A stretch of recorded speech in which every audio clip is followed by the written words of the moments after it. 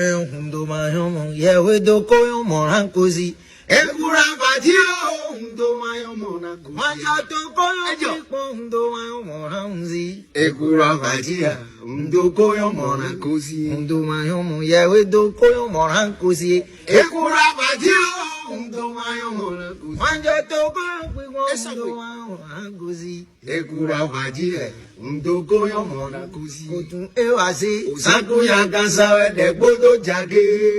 eyase sakuya kansa de bodo jage lo aziza wadomo azodo zawo aziza wadomo azodo zawo ahero ngole ni jage